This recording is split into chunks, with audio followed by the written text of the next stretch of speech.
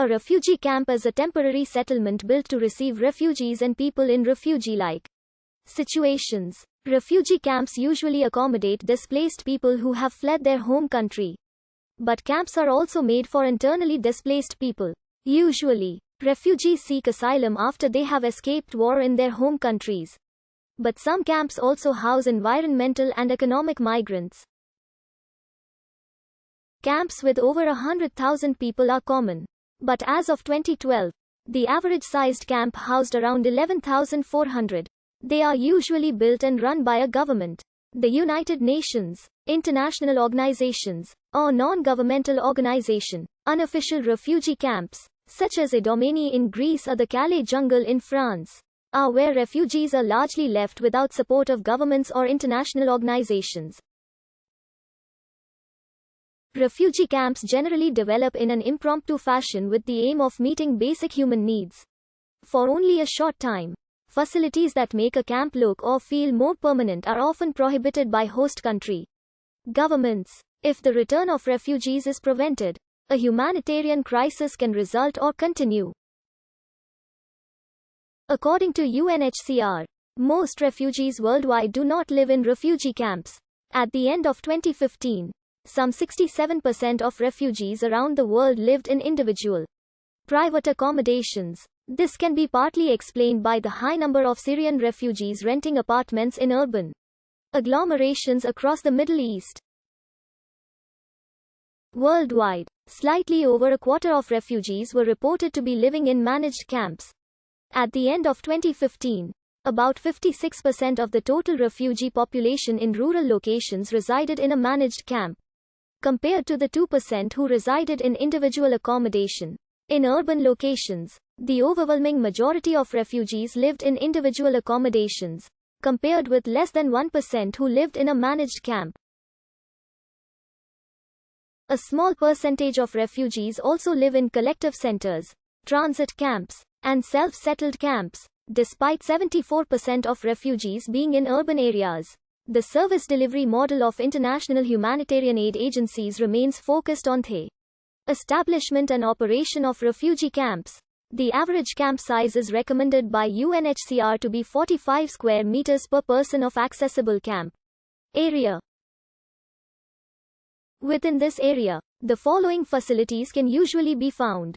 Schools and markets may be prohibited by the host country government to discourage refugees from settling permanently in camps. Many refugee camps also have to understand and monitor an emergency over a period of time. The development and organization of the camps can be tracked by satellite and analyzed by GIS. Most new arrivals travel distances up to 500 kilometers by foot.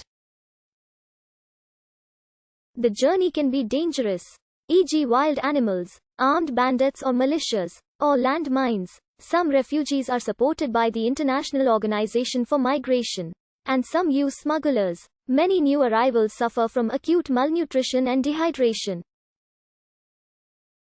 Long queues can develop outside the reception centers, and waiting times up to 2 months are possible.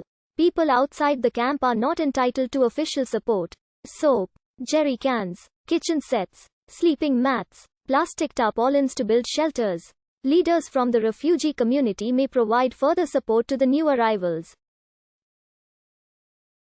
Residential plots are allocated. Drainage of water from bathroom and kitchen use may be poor and garbage may be disposed in a haphazard fashion. Few or no sanitary facilities may be accessible for people with disabilities. Poor sanitation may lead to outbreaks of infectious disease. And rainy season flooding of latrine pits increases the risk of infection. The World Food Programme provides food rations twice a month. 2,100 calories, person per day. Ideally it should be. Diet is insensitive to cultural differences and household needs. WFP is frequently unable to provide all of these staples. Thus calories are distributed through whatever commodity is available, e.g. only maize flour. Up to 90% of the refugees sell part or most of their food ration to get cash. Loss of the ration card means no entitlement to food. In 2015, the WFP introduced electronic vouchers. Research found that if enough aid is provided, the refugee stimulus effects can boost the host country's economies. The UN High Commissioner for Refugees has a policy of helping refugees work and be productive, using their existing skills to meet their own needs and needs of the host country. 2. Ensure the right of refugees to access work and other livelihood opportunities as they are available for nationals. Match program interventions with corresponding levels of livelihood capacity and needs identified in the refugee population and the demands of the market. Assist refugees in becoming self-reliant. Cash, food, rental assistance delivered through humanitarian agencies should be short-term and conditional and gradually lead to self-reliance activities as part of longer-term development. Convene internal and external STA